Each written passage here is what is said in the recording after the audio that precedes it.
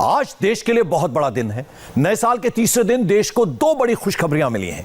Drug controller general ने corona की दो वैक्सीन, कोवैक्सीन और कोविशील्ड के इमरजेंसी इस्तेमाल को अप्रूवल दे दिया है।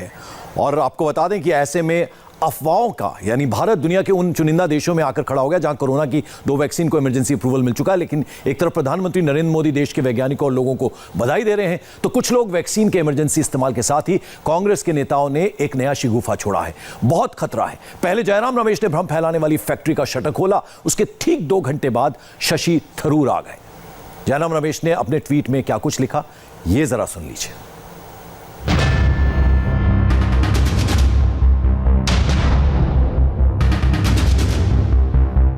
वैक्सीन के इमरजेंसी इस्तेमाल के साथ ही कांग्रेस के नेताओं ने नया शिगुफा छोड़ा।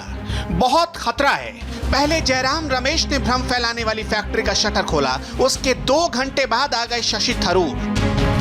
जयराम रमेश ने अपने ट्वीट में लिखा, हैरानी की बात है कि कोवैक्सीन के लिए 3rd फेज ट्रायल के इंटरनेशनल प्रोटोकॉल बदले जा रहे हैं। स्वास्थ्य मंत्री डॉक्टर हर्षवर्धन इस पर स्पष्टीकरण दें। तो शशि थरूर ने लिखा, कोवैक्सीन ने अब तक तीसरे चरण का परीक्षण नहीं दिया है। इस वैक्सीन को पहले ही अनुमति दे दी गई है और ये खतरनाक हो सकता है।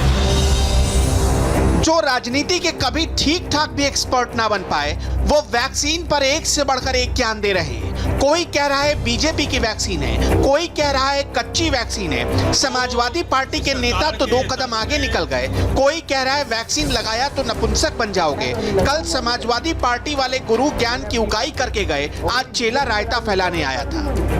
अगर वो नहीं लगवा रहे हैं तो हमें लगता है कि कहीं ना कहीं उस वैक्सीन में कुछ ऐसी चीजें हों कि नुकसान हो जाए, और हमें लगता है कि बाद में लोग कह दें कि नहीं, जनसंख्या कम करने के लिए, मारने के लिए लगा दिया वैक्सीन, तो आप नपुंसक बना, कुछ भी हो सकता है। तो इसलिए अगर आदरणीय अखिलेश यादव जी ने इस बात को कहा है, तो हमें लगता है सिर्फ समाजवादी पार्टी नहीं, पूरे प्रदेश की किसी जनता को वैक्सीन नहीं लगवाना चाहिए। इस सरकार के तंत्र पे चेले ने मारी लंगड़ी और गुरु को भी पछाड़ कर आगे निकल गया। शुक्र मनाइए कि ये लोग डॉक्टर नहीं बने, वरना इनका ये दिव्य ज्ञान विज्ञान को झूठा साबित करने के लिए काफी था। लेकिन आप श्योर रहिए, देश को कोवैक्सीन मिल गई। जिसके लिए मार्च तक के इंतजार की बातें हो रही थी, वो 3 जनवरी को आ गई। इसलिए सवाल उठाने वाले, सवालों से भरमाने वाले बहुत मिलते रहेंगे और सवाल पूछते रहेंगे। पर आप इधर उधर की बात ना सुनकर सिर्फ डॉक्टरों की बात सुनिए। आप श्योर रहिए कि किसी में भी सेफ्टी का कंसर्न होगा, थोड़ा भी कंसर्न होगा, तो हम उसको कभी अप्रूव नहीं करेंगे। कुल मिला के ये सेफ है। Of course 110%।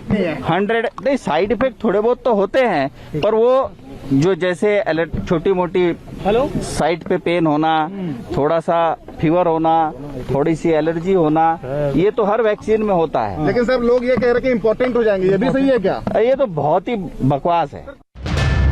देश के लिए भला इससे बड़े गौरव की बात क्या हो सकती है कि हम इंतजार एक वैक्सीन का कर रहे थे और आ गई 2 वैक्सीन। प्रधानमंत्री नरेंद्र मोदी का मंत्र है सर्वे भवन्तु सुखिनः सर्वे सन्तु निरामया। जिस आत्मनिर्भर भारत का मंत्र 8 महीने पहले उन्होंने दिया था, वो आत्मनिर्भर भारत अब वैक्सीन के लिए किसी पर निर्भर नहीं रहेगा। प्रधानमंत्री वैज्ञानिकों को बधाई भेज रहे हैं। इस पर आम आदमी पार्टी भी खुश है। आज तो लेफ्ट भी मिठाई बांट रहा है।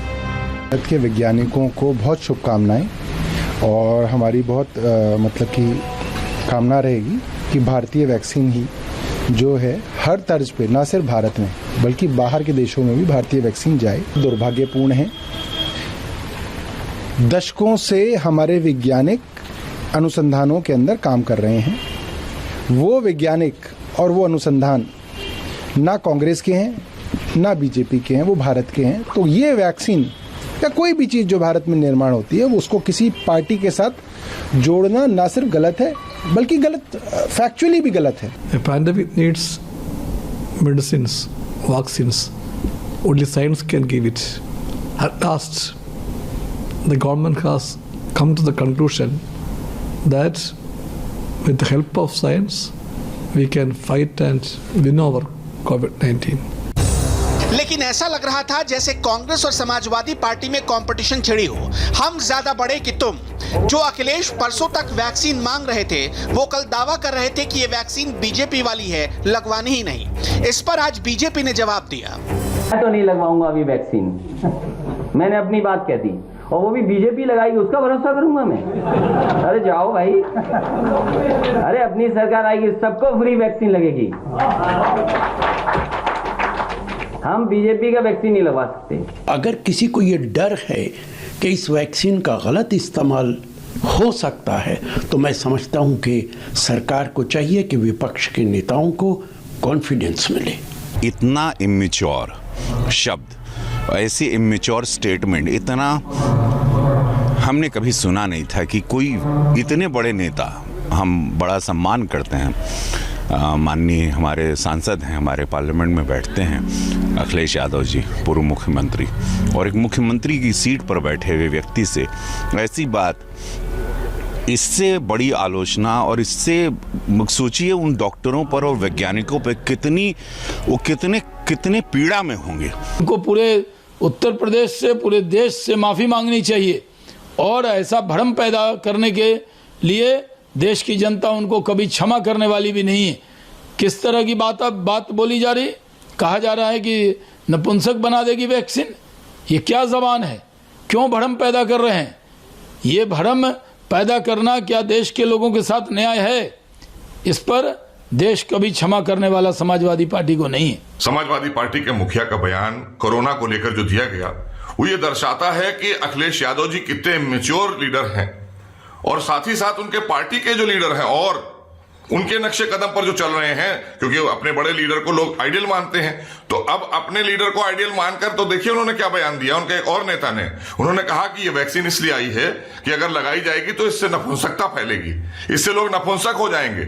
तो इस तरह की सोच रखने वाली समाजवादी पार्टी और उनके नेता, इनको देश से माफी मांगना चाहिए कि आपने देश के वैज्ञानिकों का अपमान किया है। देश की जनता भी कितना ठगा महसूस कर रही होगी कि इन जैसे नेताओं को हमने उत्तर प्रदेश दिया था चलाने के लिए। राजनीति का इससे निम्न स्तर और भला क्या हो सकता है जिससे लोगों की जान बचे? उसे धर्म, वोट और अंधविश्वास के चश्मे से देख रहे हैं कुछ लोग। लेकिन इधर उधर की बातें छोड़कर आप सिर्फ उन्हीं बातों पर गौर करिए जो एक्सपर्ट बताते हैं। वैक्सीन जो हैदराबाद में बनेगी और भारत बायोटेक और आईसीएमआर दोनों ने विकसित की है, ये शुरू से लेकर रिसर्च और डेवलपमेंट सारा देश में ही हुआ है। वो वैक्सीन का सवाल है, इसकी भी एफिकेसी जो पता चल रहा है वो काफी हाई है। मेन चीज ये है कि इससे इम्यूनिटी दोनों से डेवलप हो रही है और साइड इफेक्ट नहीं है। यहां मैं ये कहूंगा कि जो लोग एक भ्रम फैला रहे हैं, झूठी खबर फैला रहे हैं कि इससे बहुत साइड इफेक्ट होगा और इंपॉर्टेंस की बात कर रहे हैं, ये इनको देशद्रोही करार करना चाहिए, क्योंकि ये जो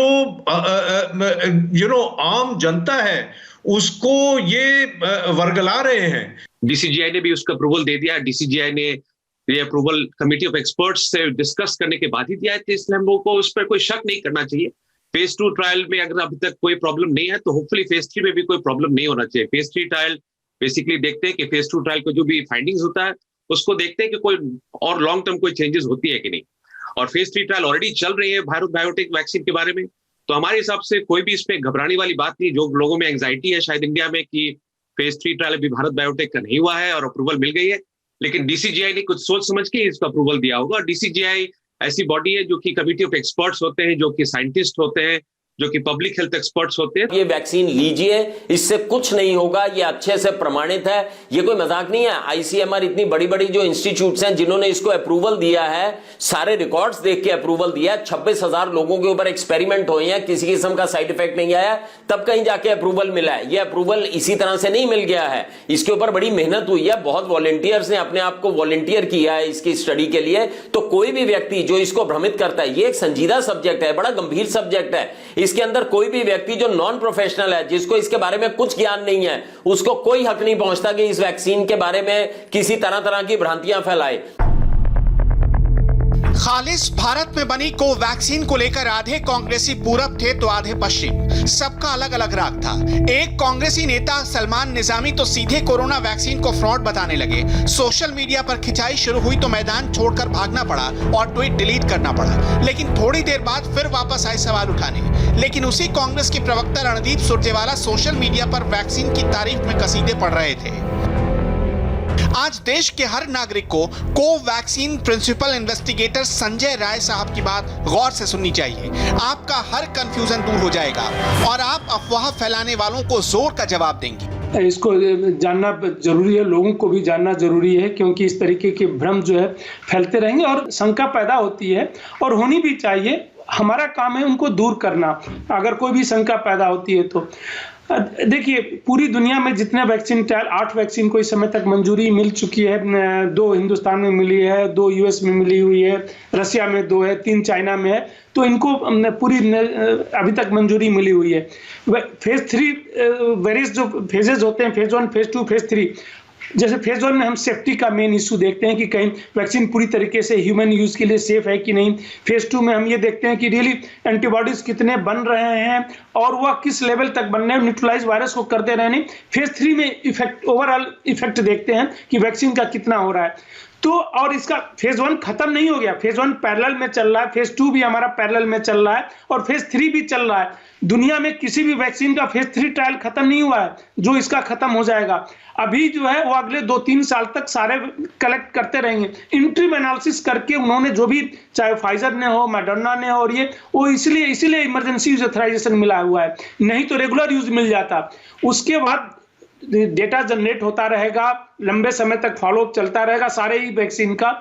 और जब ये डेटा जनरेट हो जाएगा कि ये सबसे सेफ वैक्सीन है, ये सबसे जो है इफेक्टिव वैक्सीन है, तो हो सकता है इन 8 वैक्सीन में जो भी इमरजेंसी यूज के मिला हो उसमें 2 या 3 को ही मिले रेगुलर यूज के।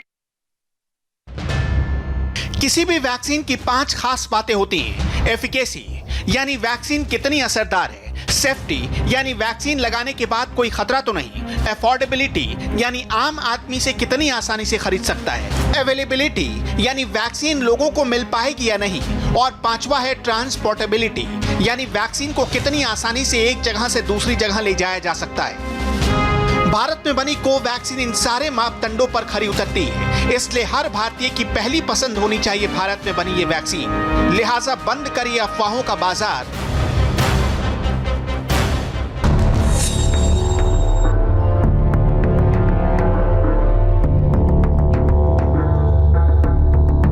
बड़ा दिन है क्योंकि सीरम इंस्टीट्यूट ऑफ इंडिया और भारत बायोटेक की 2 कोविड-19 की वैक्सीन यानी कोविशील्ड और कोवैक्सीन को डीसीजीआई ने इमरजेंसी यूज के लिए मंजूरी दे दी है, हरी झंडी दे दी है। तो इस लिहाज से बड़ा दिन है, लेकिन विपक्ष जो है वो भ्रम फैला रहा है। और इसी पर बात करने के लिए हमारे साथ डॉक्टर वीके पॉल जुड़ रहे हैं। आप मेंबर हैं नीति आयोग के। सर, बहुत बहुत स्वागत है आपका इंडिया टीवी पर। सर, भारत के लिए आज बड़ा दिन है, लेकिन विपक्ष जो है भ्रम फैलाने की स्थिति में है। वो ये कह रहा है कि वैक्सीन को समय से पहले मंजूरी दे दी गई है। शशि थरूर के हम ट्वीट्स देखें, वो कह रहे हैं कि कोवैक्सीन के 3 ट्रायल्स नहीं हुए हैं, अप्रूवल जो है प्रीमेच्योर है, ऐसे में डेंजरस हो सकता है। क्या कहेंगे सर आप? देखिए, ये जो फैसला किया गया है वो सोच विचार के किया गया है। उसके पीछे जो हमारा ड्रग रेगुलेटरी सिस्टम की पद्धति है, फ्रेमवर्क है, इंटरनेशनल नॉर्म्स हैं, उन सबको पूरी तरह से सामने रखते हुए फैसला लिया गया है। और ये सब्जेक्ट एक्सपर्ट कमेटी ने दिया है फैसला, उनका ये इंडिपेंडेंट फैसला है। उसमें क्लिनिशियन ही नहीं होते, उसमें बेसिक साइंटिस्ट भी होते हैं, एपिडेमियोलॉजिस्ट, फार्माकोलॉजिस्ट सब होते हैं। तो ये फैसला वहां से उभर के आया है। ऐसा फैसला जो हमारे एक रोबस्ट इंस्टीट्यूशन है, रिप्यूटेड इंस्टीट्यूशन है हमारी ड्रग रेगुलेटर की, उसमें से जब आए तो हमें उसको एक्सेप्ट करना चाहिए। और जो उसमें उन्होंने प्रावधान बताए हैं, वजह बताई है, एक्सप्लेन किया है, उसमें उन सब सवालों के जवाब है जो सवाल आज आप कह रहे हैं उठाए जा रहे हैं। डॉक्टर पॉल, मैं अगर ट्वीट्स को देखूं शशि थरूर साहब के, तो वो कह रहे हैं कि जो हेल्थ मिनिस्टर हैं डॉक्टर हर्षवर्धन, वो क्लैरिफाई करें कि, और वही साथ में ये भी करें कि इसका इस्तेमाल तब तक अवॉइड किया जाए क्योंकि 3 ट्रायल्स अभी पूरे नहीं हुए, 3रा ट्रायल, और तब तक एस्ट्राजेनेका जो है उसको इस्तेमाल किया जाए। इस पर कुछ कहेंगे सर आप?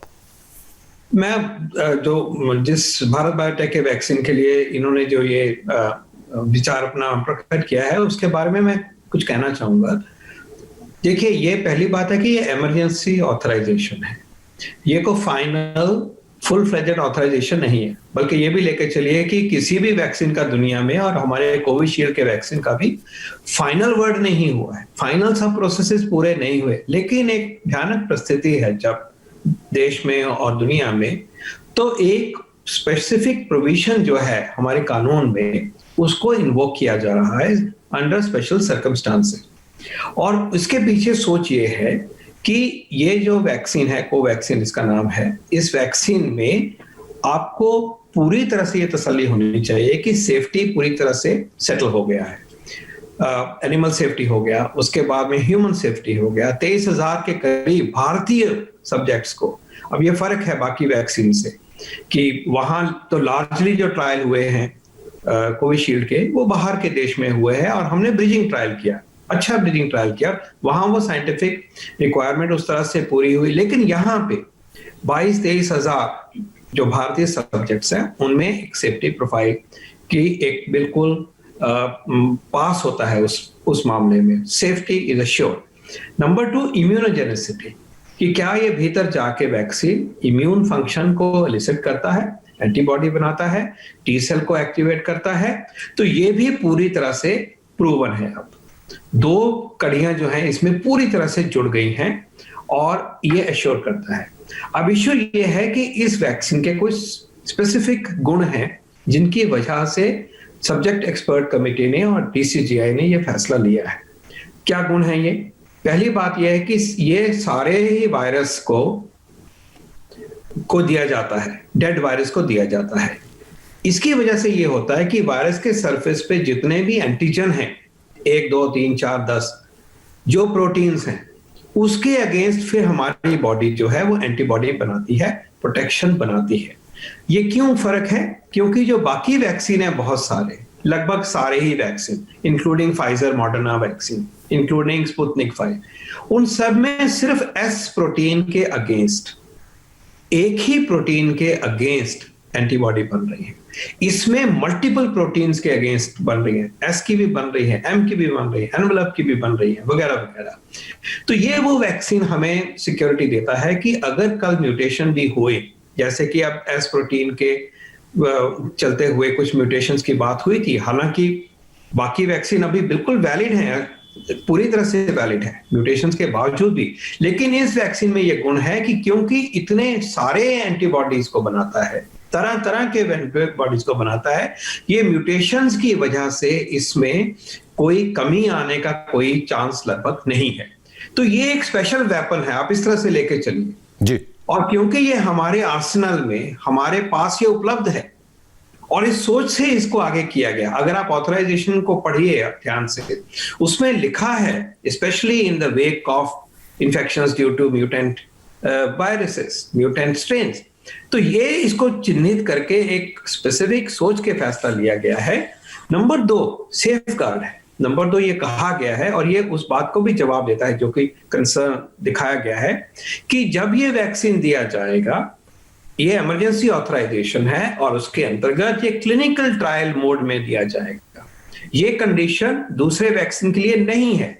इसका क्या मतलब हुआ कि हमने एक special weapon, special shield Bharat के लिए, स्पेशल वैक्सीन की प्रोटेक्शन, एक लेयर क्रिएट करी है कि उसमें इस दशा में जब म्यूटेंट स्ट्रेन की वजह से हमारी डिफिकल्टी हमारे सामने आए तो ये वैक्सीन हमें अवेलेबल है। लेकिन वैज्ञानिक तरीके से इसको क्लिनिकल ट्रायल की तरह जो इसको जिनको दिया जाएगा उनको फॉलो अप किया जाएगा। वो कैसे भिन्न होता है कि जो नॉर्मल ट्रायल आप करते हो तो एक पोस्ट मार्केटिंग सर्वे जैसा वॉच किया जाता है साइड इफेक्ट्स नए वैक्सीन के लिए, लेकिन जब आप क्लिनिकल ट्रायल में होते हो तो आपको ट्रैक पूरी तरह से बहुत ही रोबस्ट तरीके से किया जाता है। आपके ब्लड सैंपल भी लिए जाएंगे कि आप में एंटीबॉडी आ रहा है कि नहीं आ रहा है, वगैरह वगैरह। तो उस फ्रेमवर्क में लिया गया है।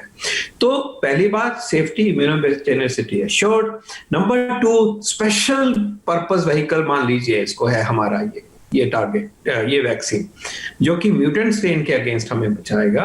उस दशा में इसको पोजीशन किया गया है शुरू से ही कि उसको हो सिचुएशन को हम संभाल सके और उसको क्लिनिकल ट्रायल मोड में करेंगे तो पूरी सेफ्टी के तरीके से, मॉनिटरिंग के तरीके से किया जाएगा।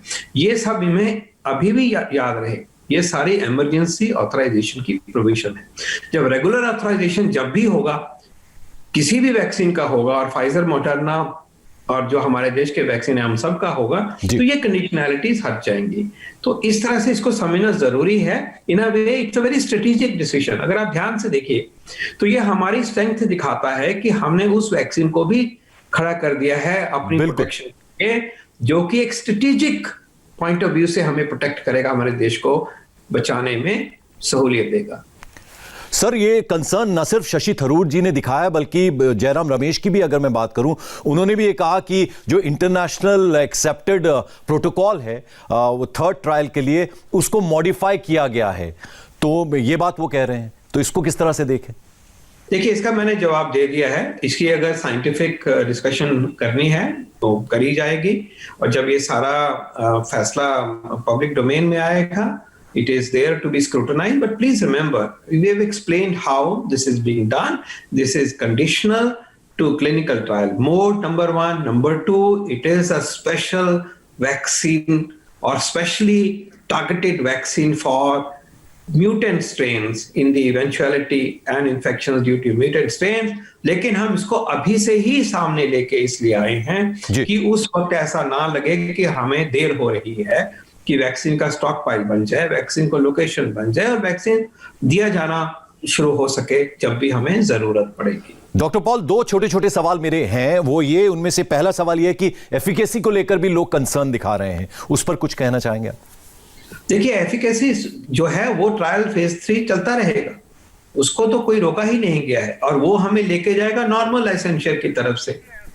ठीक है कि नहीं? वो लाइसेंशियर अभी मिला थोड़ी है, वो फॉर्मल लाइसेंशियर होगा जब क्लिनिकल ट्रायल पूरे होंगे। ये भी याद रखें कि फाइजर और मॉडर्ना के भी क्लिनिकल ट्रायल अभी पूरे होने हैं, उनको भी इमरजेंसी इंटरिम लाइसेंसिंग हुई है। तो ये एक अलग सिचुएशन में, एक यूनिक सिचुएशन में ऐसे फैसले लिए गए हैं कि इमरजेंसी होने की वजह से पूरी 100% प्रक्रिया ना भी होते हुए, अगर लग रहा है कि सेफ है, इम्यूनोजेनिक है और प्राइमा फेसी उसमें दिखाई देता है कि फायदा है, on the basis of preclinical trial, early phase trial, then we are going with it, ahead with it. Sir, आखिरी सवाल, जो ब्रिटेन से स्ट्रेन आया है, क्या उसको भी ये वैक्सीन कवर करेगा?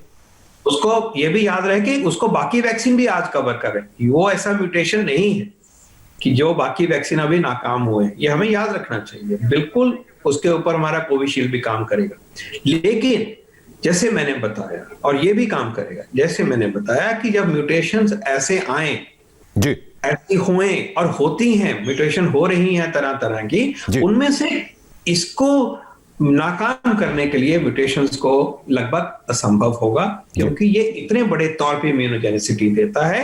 तो ये एक हमने एक अपने आर्सेनल में, अपने आर्मामेंटेरियम में एक वैक्सीन को उपलब्ध करा के रख लिया है। दूसरा वैक्सीन भी हमारे पास है, हम अकेले थोड़ी, आप उसको भी सेलिब्रेट करिए। इतनी बड़ी वो डेवलपमेंट है कि हमारा एक वैक्सीन, कोविशील्ड वैक्सीन, जो बहुत मात्रा में बनाने की क्षमता है सीरम के पास, उन्होंने हमारा सब ऊंचा किया है। और भारत का इंडिया वैक्सीन है, भारत में ही इसको लेबोरेटरी में बनाया गया है। तो ये साइंस को किसी भी तरह से कॉम्प्रोमाइज करने का मतलब ही नहीं है। इसमें कोई स्कोप नहीं है कि ये अनसेफ है, और कोई स्कोप नहीं है कि इसकी इम्यूनोजेनिसिटी प्रूवन नहीं है। तो इसको लेके एक पब्लिक हेल्थ स्ट्रेटेजी के पैकेज की तरह पेश किया जा रहा है देश में। चलिए, डॉक्टर वीके पॉल, आपने जो जानकारी दी, बहुत बहुत शुक्रिया उसके लिए। इंडिया टीवी से बात करने के लिए बहुत बहुत धन्यवाद।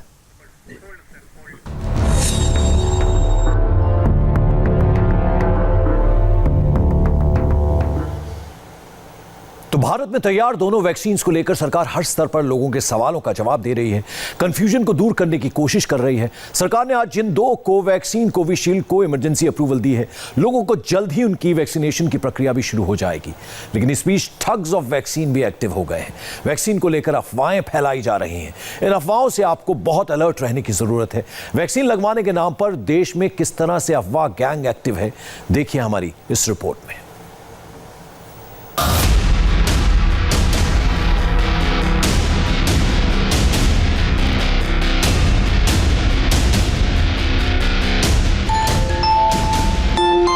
मोबाइल पर वैक्सीन वाला मैसेज क्यों आ रहा है? सोशल मीडिया पर अफवाहें फैलाई जा रही हैं।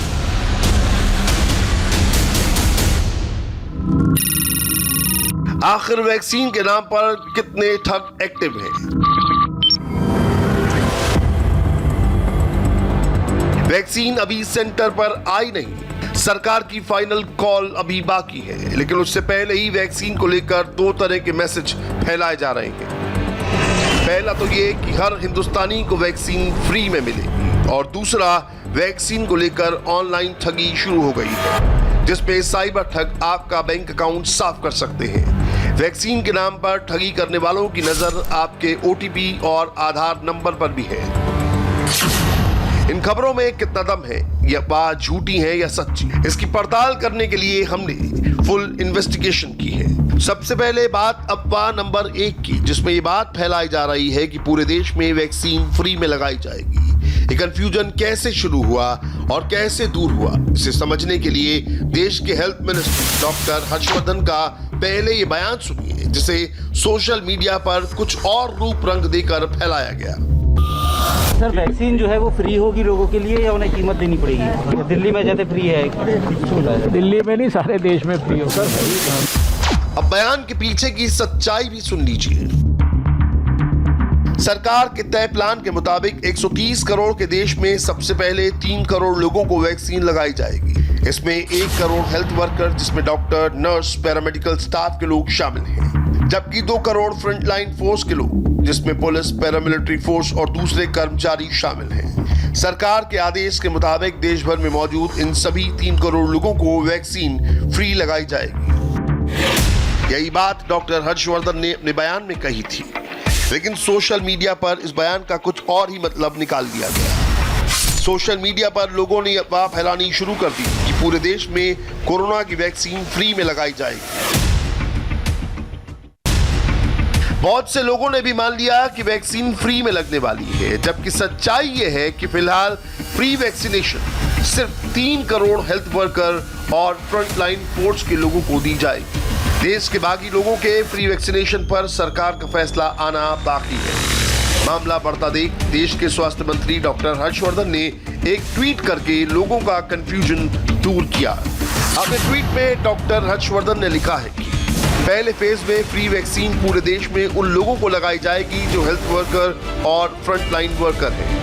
ऐसे लोगों की संख्या करीब 3 करोड़ है। बाकी 27 करोड़ लोगों को वैक्सीन कैसे लगेगी, इस पर जुलाई तक फैसला होगा। उम्मीद है कि इस जानकारी के बाद कोरोना का फ्री वैक्सीनेशन वाला कंफ्यूजन पूरी तरह दूर हो जाएगा, लेकिन चिंता दूसरी अफवाह की है, जिसमें सच्चाई की मात्रा बहुत ज्यादा है, जिसमें वैक्सीनेशन के नाम पर साइबर क्रिमिनल पीछे पड़ गए। पुलिस को शक है कि वैक्सीन के नाम पर देश भर में ऑनलाइन फ्रॉड के मामले बढ़ सकते हैं और साइबर ठग आपका बैंक अकाउंट साफ कर सकते हैं। सबसे पहले ये समझिए कि वैक्सीन के नाम पर ऑनलाइन ठगी होती कैसे है। इसमें साइबर ठग स्वास्थ्य विभाग का कर्मचारी बनकर आपको फोन करता है और वैक्सीन लगवाने के लिए रजिस्ट्रेशन का बहाना करके आपकी पर्सनल डिटेल मांगता है, जैसे नाम, mail ID, date of birth certificate. इसके बाद ठग आपसे आपका आधार नंबर पूछता है और आप वैक्सीन लगवाने के चक्कर में अपनी सारी जानकारी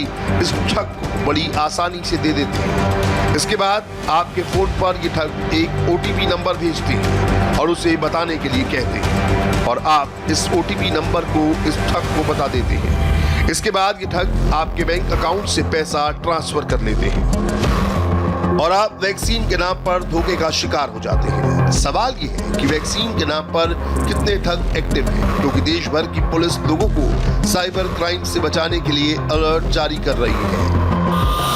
जनता को यही बताना चाहेंगे, ऐसे किसी फ्रॉड से बचें, क्योंकि पूरा वैक्सीनेशन फ्री है, पूरा वैक्सीनेशन सरकार की तरफ से है, फ्री है और सरकार की तरफ से ऐसा कोई कॉल नहीं जा रहा है। सरकार की तरफ जो भी कार्यक्रम होंगे, माननीय स्वास्थ्य मंत्री भारत सरकार के आज कुछ कह भी रहे हैं, खुद स्वयं भी कह रहे हैं और आज सरकार द्वारा भी कहा जाएगा, सबको बताया जाएगा। किसी को किसी प्रकार के फ्रॉड के चक्कर में आने की जरूरत नहीं है, न किसी को OTP देने की जरूरत है। इसमें दिल्ली, नोएडा, गाजियाबाद, अमृतसर, लखनऊ, रांची, भोपाल में पुलिस लोगों को वैक्सीन लगवाने के नाम पर ऑनलाइन ठगी से बचाने की अपील कर रही है, लेकिन लोगों ने इस बात का अंदाजा ही नहीं लगाया था कि वैक्सीनेशन के नाम पर भी ऑनलाइन ठगी हो सकती है। दरअसल ये साइबर ठगी करने वालों का नया पैंतरा है, जिसे नोएडा में रहने वाले एक शख्स पर आजमाया गया, लेकिन पैसा ट्रांसफर होने से पहले ही शक हो गया और ठगी होने की वारदात अधूरी रह गई।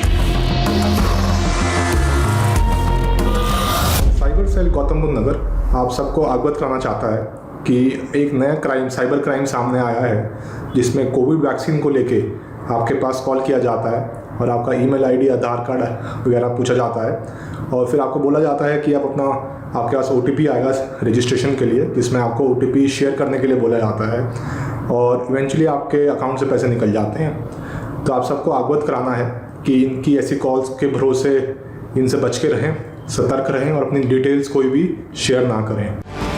नोएडा की तरह भोपाल में भी वैक्सीन लगवाने के नाम पर ऑनलाइन ठगी को रोकने के लिए पुलिस ने बकायदा अलर्ट जारी किया है, जिसमें ये साफ साफ शब्दों में लिखा गया है कि वैक्सीन लगवाने के नाम पर आप ऑनलाइन ठगी का शिकार हो सकते हैं। भोपाल पुलिस की साइबर सेल को एक व्यक्ति ने शिकायत करी है कि उसके साथ धोखाधड़ी करने का प्रयास किया गया, जिसका मूल मजमून ये है कि उसको कहा गया कि कोविड वैक्सीन आ रही है, तो उसका अगर आप प्री रजिस्ट्रेशन करवा लेंगे तो वो आपको सस्ते में मिल जाएगी और जल्दी मिल जाएगी। उसने उससे और बात करी और उसके बाद उसने वो कंप्लेंट आके साइबर सेल को दी है, जिस पर साइबर सेल जाँच कर रही है। जिन्होंने शिकायत की जो नंबर दिया है वो झारखंड में जामताड़ा क्षेत्र के एक गाँव का निकला है और साथ ही जो और भी डिटेल्स उसने हमें दी है फरियादी ने, उसके आधार पर हम जाँच कर रहे हैं और जल्द ही हम उसको ट्रेस करने का प्रयास करेंगे।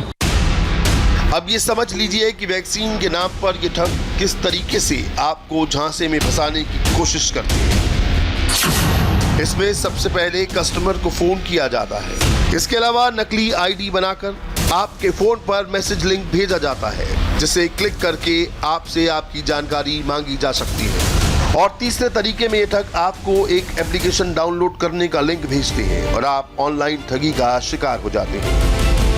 ये बात आप अच्छी तरह समझ लीजिए कि देश में जिन लोगों को सबसे पहले वैक्सीन लगाई जाएगी, उनकी लिस्ट सरकार तैयार कर चुकी है।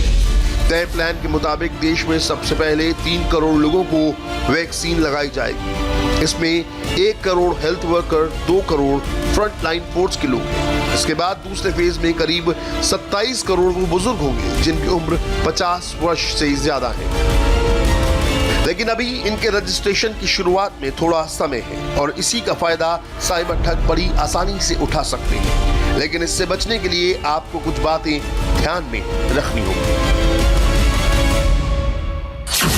मोबाइल में OTP नंबर आए तो उसे किसी दूसरे को ना बताएं। कोरोना वैक्सीन उपलब्ध कराने का दावा करने वाली किसी भी तरह के मोबाइल ऐप को डाउनलोड ना करें। मोबाइल पर आए किसी भी लिंक को क्लिक ना करें, ये नुकसानदायक साबित हो सकता है। अनजान नंबर से वैक्सीन को लेकर फोन आए तो सतर्क हो जाएं और किसी भी लालच में ना पड़ें। बेहतर होगा कि वैक्सीन पहले उपलब्ध कराने का प्रलोभन देने वाले से ज्यादा बात ही न करें। किसी भी सूरत में बैंक डिटेल जैसे खाता नंबर, ATM कार्ड, पिन जैसी जानकारी शेयर ना करें। ये बात समझनी होगी कि कोरोना वैक्सीन को लेकर ठगों ने भी अपना जाल फैला लिया है और ये सिर्फ भारत तक ही सीमित नहीं है। ये खतरा पूरी दुनिया पर मंडरा रहा है। इसीलिए इंटरपोल ने भी वैक्सीनेशन के नाम पर ऑनलाइन ठगी से बचने के लिए दुनिया के 194 देशों को अलर्ट किया है।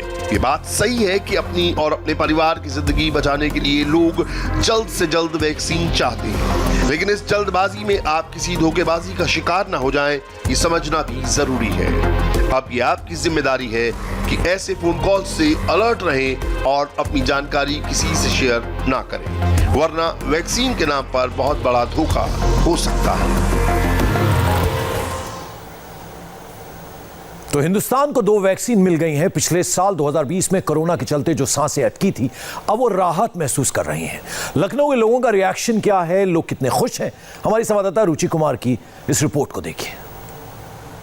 ये जो कोरोना की वैक्सीन को मंजूरी मिली है, आप लोगों को कितनी खुशी है? हमें बहुत खुशी है, क्योंकि एक तो हमारी स्वदेशी वैक्सीन है ये, और इससे हम लोगों को आराम हो जाएगी और ये हो जाएगा कि मतलब हम लोगों को इतना डर के नहीं रहना पड़ेगा। और ये मास्क से भी हमें एक आज़ादी मिल जाएगी, अपने फैमिली फ्रेंड से एटलीस्ट प्रॉपर्ली मिल पाएंगे और सबसे अच्छी बात तो ये कि हमारे देश की है, तो बहुत सही हो जाएगा सब। बहुत तरह की अफवाहें भी वैक्सीन को लेके कि वैक्सीन ना लगाएं, आप लोग को लगता है कि अफवाहें ये कोई दम है? नहीं, बिल्कुल नहीं। हमें तो लगता है कि वैक्सीन तो लगनी ही चाहिए, किसी भी चीज़ की हो, टीकाकरण बहुत ज़रूरी है। ये जो वैक्सीन को मंजूरी मिली है, कितनी खुशी है आप लोग को? हम लोग इस चीज़ को लेकर बहुत एक्साइटेड है, क्योंकि लग रहा है कि अब हम लोग बैक टू रूटीन आ पाएंगे, जो कि इतने टाइम से ऑलमोस्ट अ ईयर मतलब हम लोग का होने वाला है।